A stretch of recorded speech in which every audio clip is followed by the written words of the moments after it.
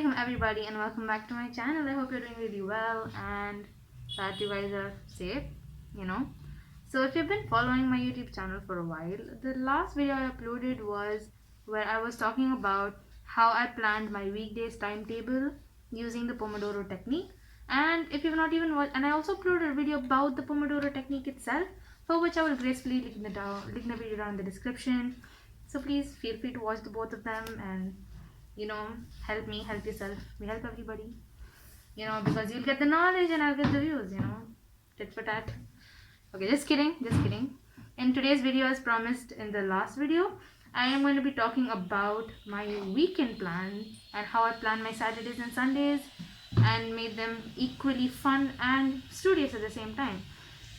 So in the weekends, I would mostly focus on past papers than studying, and I would split them into 2 days. One was actually where I practiced my past papers, and the next day when I actually worked on my mistakes and worked on where I went wrong. So let's start with Saturday. Saturday would be the day I would actually practice my past papers. So I would not wake up really early. I would just wake up at 8:30, something like that, because I know we all need to sleep. I love sleeping. You love sleeping. Everyone loves sleeping. I wanted to sleep for some time. I wake up at 8 and then I start studying for like 2 hours. Just 2 hours, just before. I'll just plan what past papers I need to do the night before. And then, I'll just study accordingly just to, brush up on whatever I'm not sure at. And then I will start practicing my past papers.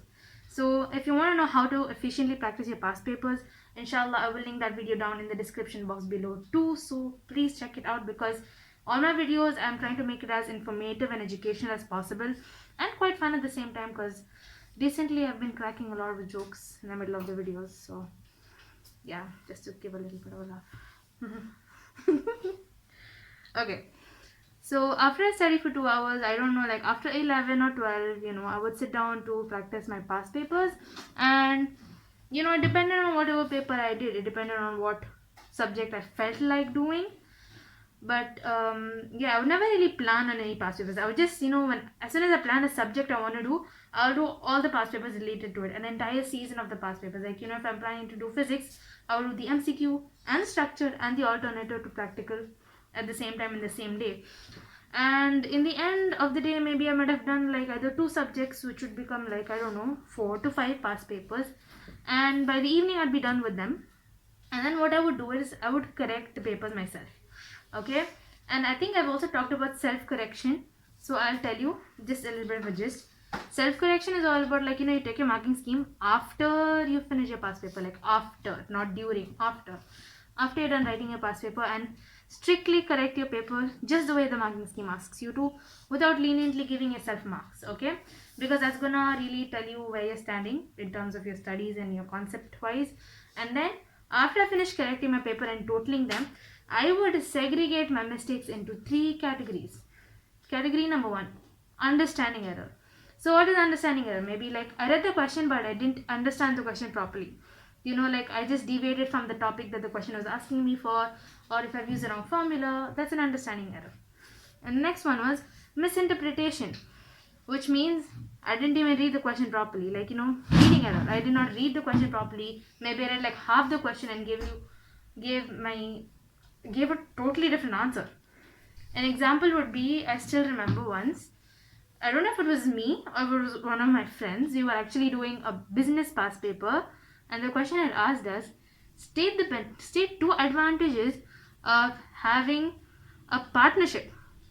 And we instead gave the answer, I read it like, state 2 advantages of having it's partnership, right? I read the word part and I'm like, okay, part-time job, and I gave 2 advantages of a part-time job and I completely lost the mark. It's absurd, I know, but it happens to anyone. Anyone can do that mistake, right? It's just like you didn't read the question, you got too excited with knowing the concept and you don't even care to read the next half of the question, and you give something totally off topic and you end up getting 0, knowing that it was not even your mistake in the first place. It was a mistake because you didn't read it.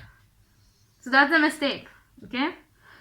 You didn't read the question properly. That is misinterpretation. The last one is concept error. Basically, I don't even know what the question asked me about and I just gave some random answer, which happened to me too, because I think the question asked me to define what an alkali is, and I wrote sodium hydroxide. I'm not kidding, I wrote sodium hydroxide. It is an alkali, but I didn't define what it is, right? I just told alkali, and I wrote sodium hydroxide, and my teacher just went, "Are you okay? Like, are you okay? Why did you give such a stupid answer?" Like, I could have given something more sensible, but I did not. So that's a concept error. So now once I segregate my answers, I circle the question that I went wrong in. And by the time this entire analyzing and segregating process would have been over, the day would have almost come to an end. It'd be like 9 p.m. or something, and I would just pack it all and leave it for the next day. And the next day is by nature Sunday. And Sunday, I don't practice any past papers, neither do I study. But instead, I try to redeem myself from every single concept that I got wrong in. Now that, on Saturday, we corrected our papers and we segregated them into 3 categories. One, that you didn't understand the question. One, that you didn't even read the question properly. The third, that you don't even know what the question is asking about. So now, if you were not understanding the question, you would reattempt the same question, read it again, and write it properly. Or else, there are many websites on Google. Things, I think the name was like savemyexams.com, and these websites actually give you topic-wise questions from the past papers. They would just, cut those questions off like that is related to one particular topic, and you can practice topic-wise past papers as well, especially if it is a misunderstanding error and you've not read the question properly. For these 2 types of errors, you can easily go and do topic-wise questions. And now the third one was concept error. You did not even understand the concept that the question was asking you about. You had no clue and you just randomly wrote something for the sake of it. Now what you need to do is understand the question, first of all. Try to find out what the question is asking you about. And third, without writing the answer, first of all, go study. Go study what the question is asking about, what the topic is about, what the concept that it's testing. And after you study, reattempt the same question and then reattempt questions from the same topic. And this way, first of all, you are reinforcing your knowledge, because as you reattempt questions of the same topic again and again, you also get a variety and you get an idea of the variety of types of questions that Cambridge can ask you from any aspect of your textbook, right? From any topic is what I mean. And it depends how long you can take. Sometimes it would take hours, sometimes it'd be done very soon. And I would genuinely leave the Sunday for relaxing. I would just pass my time away. Or else, if I had any homeworks from my school, I would just take out some time after I'm done with this correction and redeeming process. I would just take some time out and work on my school projects and whatever homeworks teacher has given us, or any past paper from the school that I had to do. And all these past papers that I'm practicing, that I've told you about, that the Saturday past papers that we were talking about right now, were the past papers that I did for myself, not the papers that school gave me. All this entire timetable related videos and this past paper planning videos is all about doing beyond school. You only can achieve good grades in any subject, any board, anything, if you try to take a step beyond what the school is giving you. Study more than what the school is teaching you. Practice more than what your teachers are giving you. That's only when you can be able to, brace yourself for the exams. And the act of actually setting a timetable and working through time makes you into a cohesive person that can, work very well under pressure. You used to working under this certain amount of time. You get prepared for this exam atmosphere, that eases you. It makes you feel comfortable even in your exam hall. So that's it for today's video. I hope you found this video very helpful as well, and please stay tuned.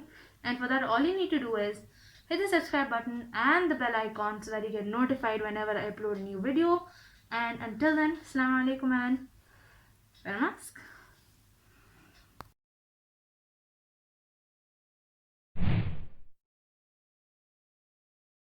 And by the time this analysis work has been over, the day would have come to an end. I would just pack. Be quiet. The day would have come to an end and I would just pack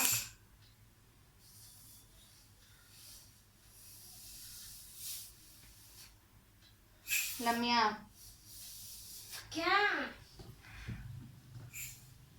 बाहर जा, भूख ना कर तब बस बोली आवाज मारना कर लोगो 2 मिनट वेट कर.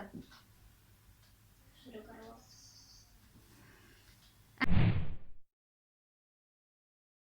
So